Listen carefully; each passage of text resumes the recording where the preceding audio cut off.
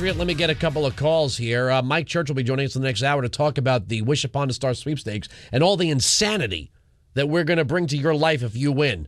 Alex, Baltimore, Maryland. Go ahead. You're on the Wilkow Majority. Hello.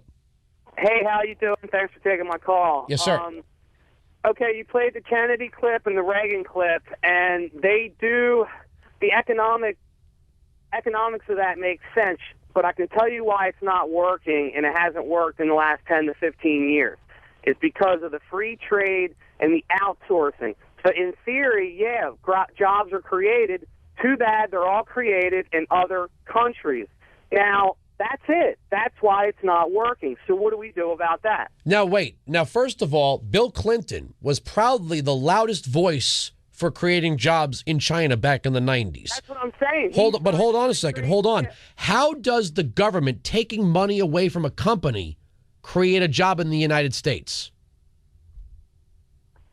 Well, they don't have to create a job in the United States. If there was a regulation that, or some sort of, now I know you hate that word, or some sort of tax break to bring the jobs back, which has been proposed, and the Republicans vote against that. Because hold on, Alex, the proposal was so stupid.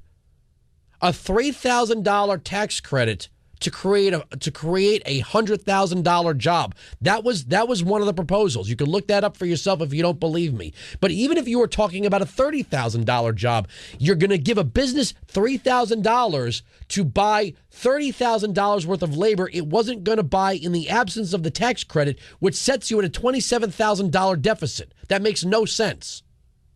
Well, let's not give them tax breaks to send the jobs out of the country. I mean, give me a break. These guys are out of control with this, and that's just the way I'm feeling. That's why I feel. Well, feeling you can feel any tingling feeling you want. That means absolutely nothing.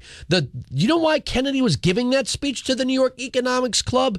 He was acknowledging that in the post-World War II era, the world was being made safer for globalization. That's what the speech was about. He was saying that we have to compete through tax cuts.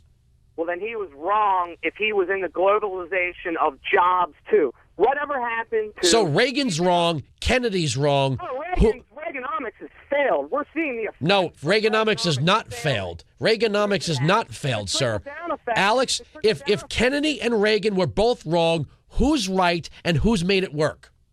Well, you're right. I'm wrong. That's the end of the story. No, right? I'm not saying that to you. I mean, that happens to be the case. But what I'm asking you is, if Reagan and Kennedy were both wrong, who has proven themselves to be right? Well, no one yet. No one that's come into power with. So what we need is. So what you're saying is we need socialism. That's the thing. We just haven't broken the seal and gone full on out socialism. Well, I'm just talking about keeping jobs in the U.S. So if that takes again, Alex, I'm asking you to explain to me how higher taxes protects jobs in the United States.